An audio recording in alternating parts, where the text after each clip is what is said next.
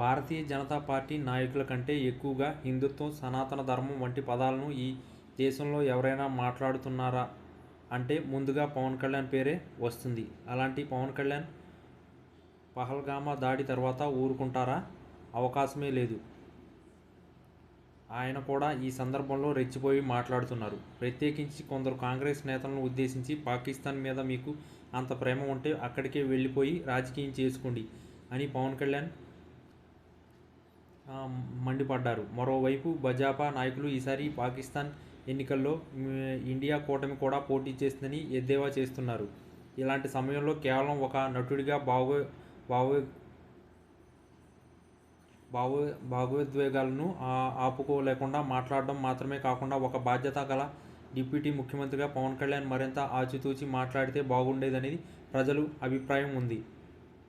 పాకిస్తాన్ను సమర్థిస్తూ కాంగ్రెస్ నేతలు మాట్లాడితే నిస్సందేహంగా ఖండించాల్సిందే. అలాగే వారి మీద నిప్పులు చెరగాల్సిందే. కానీ అలాంటి సమయంలో నాయకుల మాటల్లో దేశంలో ఉన్న ముస్లింలను మరింత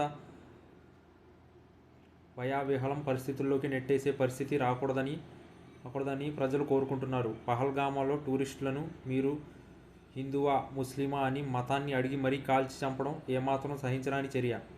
అలాగే ఈ దుర్మార్గానికి పాల్పడిన వాళ్ళందరూ కూడా ముస్లింలే. ప్రత్యేకించి ఈ దాడిలో ఉగ్రవాదులు అందరూ ముస్లింలే ఉన్నారు. అలాగే వారిని వెనుక నుంచి పాకిస్తాన్ నడిపిస్తుందనడంలో కూడా ప్రజలకు సందేహం లేదు.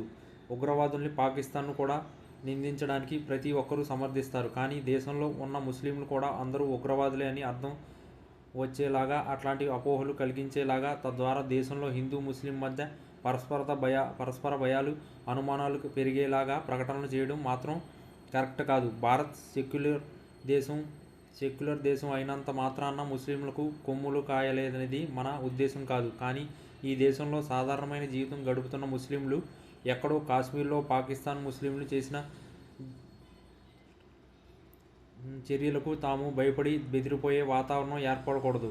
పవన్ కళ్యాణ్ లాంటి బాధ్యత గల నాయకులు మాటలు ఈ సమయంతో కూడి ఉంటే సమాజానికి మేలు జరుగుతుందని ప్రజలు కోరుకుంటున్నారు.